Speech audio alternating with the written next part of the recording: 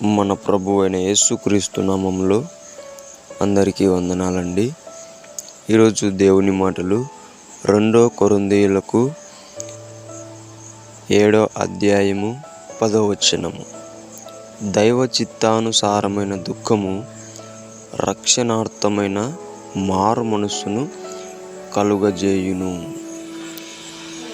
ప్రియమైన దేవుని బిడ్డలారా, దేవుడు ఈరోజు మనతో మాట్లాడుతున్న మాట, కొన్నిసార్లు మనకు దేవునిలో ఉన్నప్పుడు దుఃఖం కలుగుతుంది. దేవుడు ఆ దుఃఖమును మనకు ఇవ్వడం కూడా జరుగుతుంది. అది ఎందుకు అంటే, మనము ఎక్కడో ఒక చోట పొరపడిపోయి తప్పిపోయి ఉంటాం. దాన్ని సరిచేయడానికి దేవుడు ఏం చేస్తాడు? దుఃఖాన్ని కలగజేస్తాడు. నీకు మారు మనసు వచ్చేదానికి దుఃఖాన్ని కలగజేస్తాడు. దైవ చిత్తానుసారమైన దుఃఖం ఏం చేస్తుంది?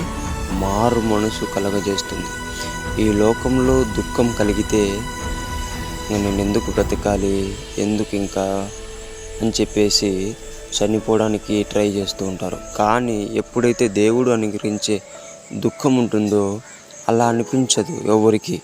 నేను సరి చేసుకోవాలి, నేను తప్పు చేశాను అని అతనే మారు మనసు చెందుతాడు.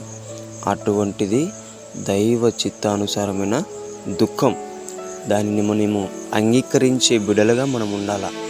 ప్రతి ఒక్కరూ తెలుసుకోవాలా, ఒకసారి దుఃఖం కలిగితే నీకు అన్నీ బాగున్నాయి, ప్రార్థన, వాక్యము, సువార్త, మందిరానికి రావడము, చాలా చక్కగా దేవుని యందు భయభక్తులు కలిగి ఉండడం, కానీ నేను ఎందుకు దుఃఖపడుతున్నాను అంటే కారణం దైవ చిత్తానుసారమైన దుఃఖము మారు మనసు కోసం వస్తుంది. తెలుసుకొని ఎక్కడన్నా తప్పిపోయి ఉంటే అది దేవుడు ఖచ్చితంగా నీకు గుర్తు చేస్తూ ఉంటాడు.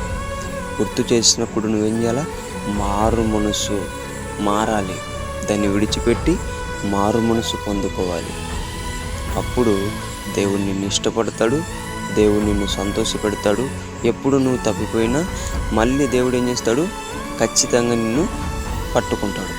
అందుకే ప్రియమైన దేవుని బిడ్డలారా, దుఃఖాన్ని కూడా మనము అంగీకరించాలని దేవుని పేట మనవి చేసుకుంటున్నాను.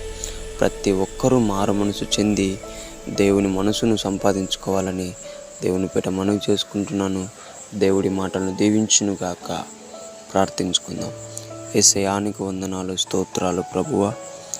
నా తండ్రి, నా ప్రభువా, నీ నుంచి వచ్చే ఏదైనా సరే తండ్రి, అది ఉపయోగపడేదే ప్రభా.